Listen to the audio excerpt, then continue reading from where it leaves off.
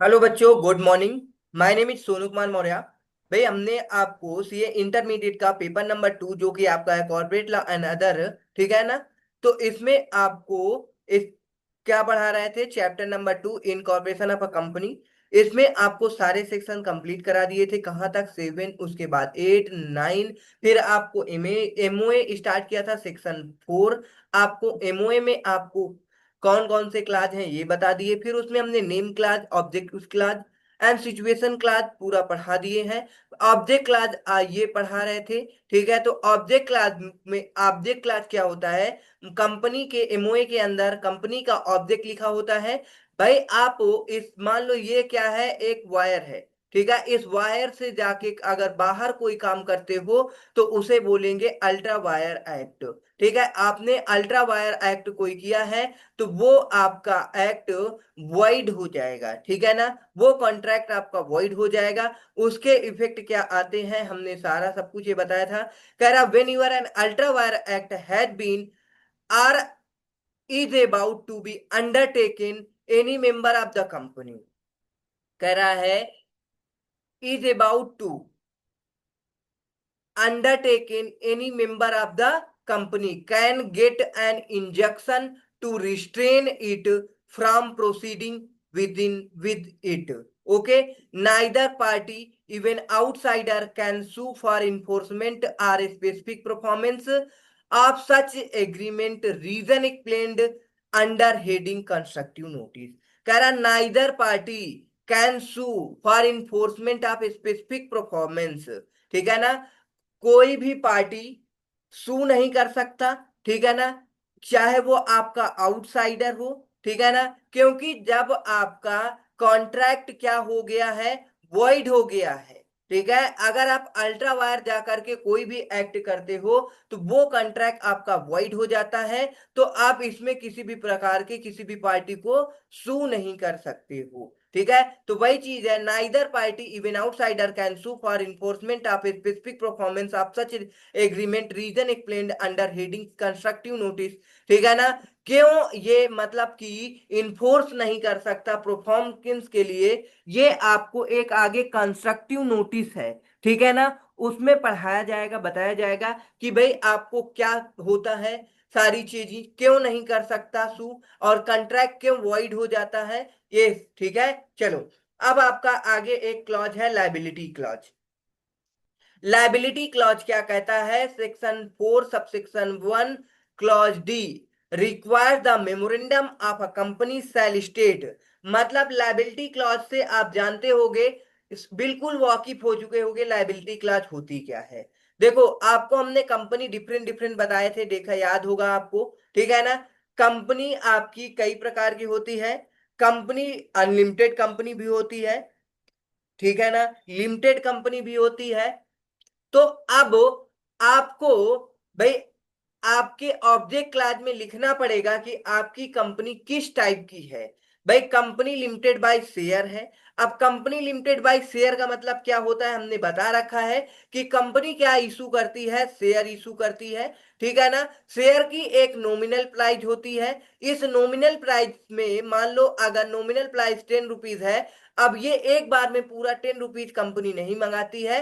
धीरे धीरे एक बार 2 रुपए एप्लीकेशन कॉल मनी ऐसे करके आप क्या करती है, फाइनल कॉल, ये ऐसे अलॉटमेंट मनी ऐसे करके क्या करती है कंपनी, मंगाती है। मान लो सपोज कंपनी क्या मंगा ली, एप्लीकेशन मनी मंगा ली, तो कितना रिमेनिंग बाकी है?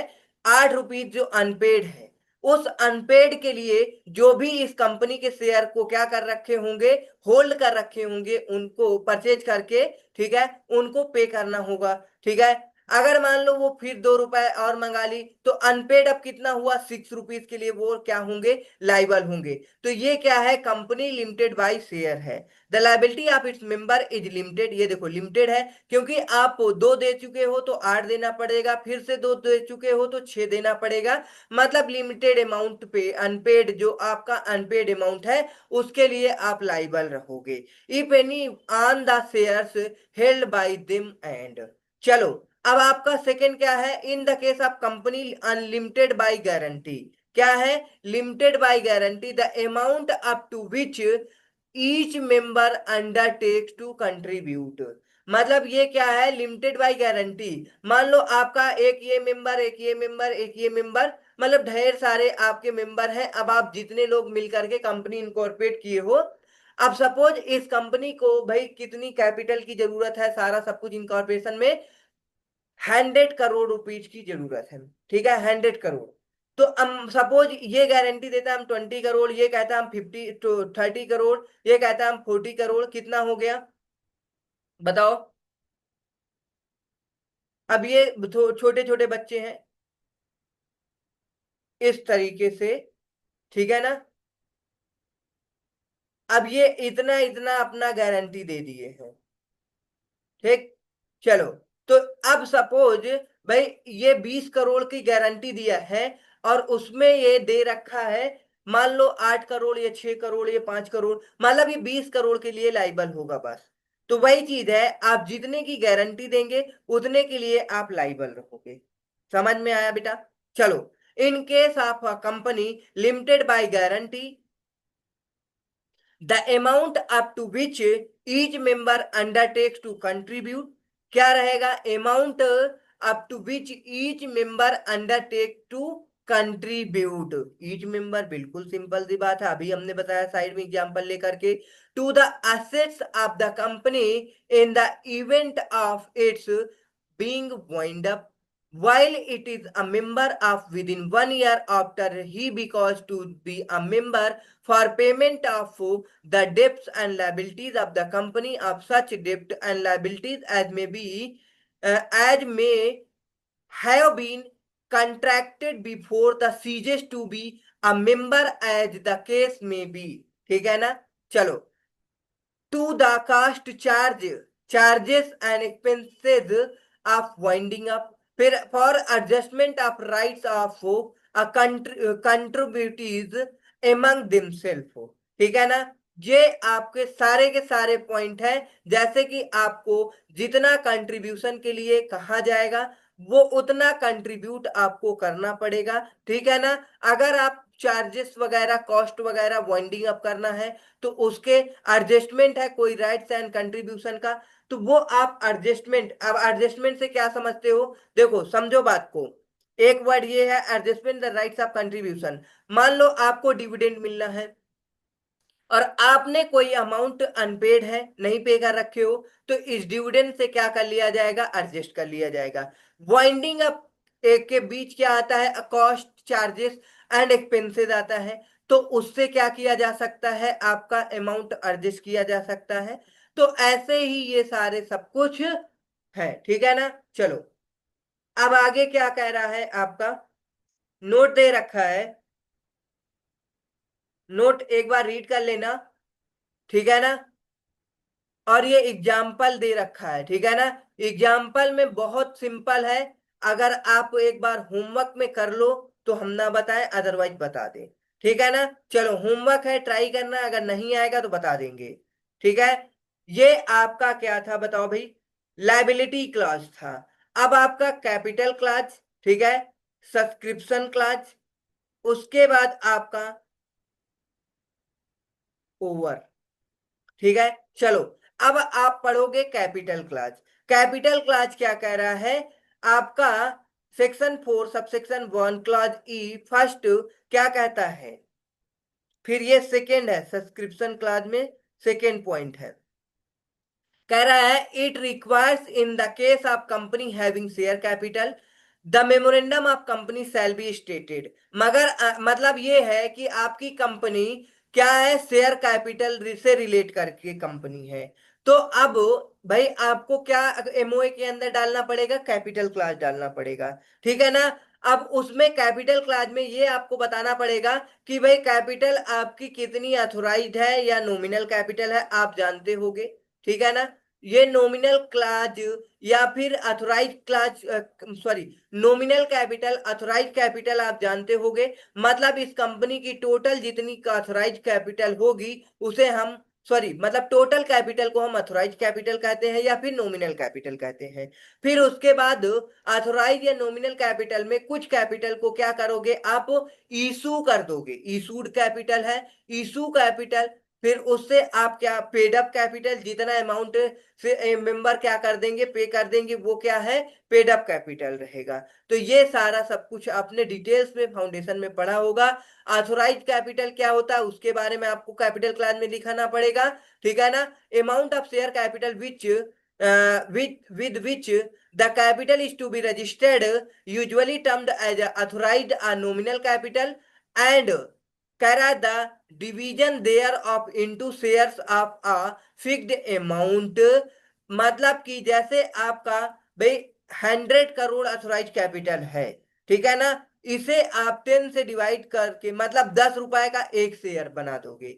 तो अब कितने शेयर बनेंगे बताओ बेटा, 100 करोड़ है तो 10 करोड़ आपके टोटल शेयर बन जाएंगे। मतलब आपको एक फेस वैल्यू रखनी पड़ेगी, ठीक है ना, उससे आपको क्या निकल के आ जाएगा, नंबर ऑफ शेयर निकल के आ जाएगा, ठीक है ना। अथोराइज या फिर नॉमिनल कैपिटल को आप फेस वैल्यू से डिवाइड कर दोगे तो आपका क्या आ जाएगा, number of shares and the number of share which the subscribers to be memorandum agree to subscribe which shall be less than 1 share, ठीक है ना। चलो subscription clause, section 4 subsection 1 clause E point 2 require the memorandum of company shall state the number of share each subscriber to the memorandum intends to take in indicates opposite his name in the case of company having share capital। देखो ये क्या कह रहा है, ये clause कहता है memorandum of a company जो आपका एमओए है उसमें स्टेट किया जाएगा, shall state the number of share, कितने आपके कंपनी में शेयर्स हैं, ईच सब्सक्राइबर, और आपके सब्सक्राइबर्स अलग अलग होंगे, उन सब्सक्राइबर के पास कितने कितने शेयर्स हैं, ठीक है ना, to the memorandum intends to take indicates opposite his name, ठीक है ना, in the case of company having share capital. बोलो बेटा, मतलब कि आपकी कंपनी में 100 करोड़ शेयर्स कैपिटल है, मतलब कि 10 करोड़ शेयर्स है। अब बताओ बेटा, 10 करोड़ एक किसी शेयर होल्डर से थोड़ी रिसीव होगा हमको, एक मेंबर से। भाई इसमें बहुत सारे ऐसे मेंबर्स होंगे जो थोड़े थोड़े थोड़े थोड़े कैपिटल इन्वेस्ट करेंगे आपकी कंपनी में। मान लो किसी के पास कितना है, 1 लाख रुपीज है, तो बताओ बेटा 1 लाख रुपीज है और एक तो शेयर का जो फेस वैल्यू है 10 रुपीज है, तो उसको कितना पे करना, कितने शेयर मिलेंगे, 10,000 शेयर मिलेंगे। तो वही सिंपल है। तो अब ये 10,000 शेयर होल्ड कर रखा है तो उसका नेम आपको कैपिटल क्लॉज में लिखा जाएगा सब्सक्राइबर्स में के नाम से, ठीक है ना। चलो the name in the case of company having share capital. Nomination clause क्या होता है, हमने बताया था नॉमिनेशन क्लॉज ओनली ओपीसी के केस में ही अप्लीकेबल होती है, ठीक है ना। ओपीसी 1 पर्सन कंपनी सबसे पहले ही पढ़ाए थे बेटा, क्योंकि 1 पर्सन कंपनी ओपीसी है, इसमें एक ही पर्सन है। अगर सपोज इसको क्या हो जाता है, कुछ हो जाता है, इसकी डेथ हो जाती है, इंसैनिटी हो जाती है, ठीक है ना, इनकैपेबल टू डू कॉन्ट्रैक्ट है, मतलब वो क्या नहीं बन सकता, कंपनी का मेंबर नहीं बन सकता, उसके लिए लाइबल नहीं है। तो इस केस में क्या होगा, आपको जो नॉमिनी होगा वो नॉमिनी क्या बन जाएगा, इस ओपीसी का मेंबर बन जाएगा। ओके बेटा, समझ में आया। तो नॉमिनेशन क्लॉज आपको, अगर ओपीसी कंपनी है तो आपको एमओए के अंदर नॉमिनेशन क्लॉज क्या करना पड़ेगा भाई, इन वो करना पड़ेगा, इंक्लूड करना पड़ेगा, ठीक है। Section 4 subsection 1 if,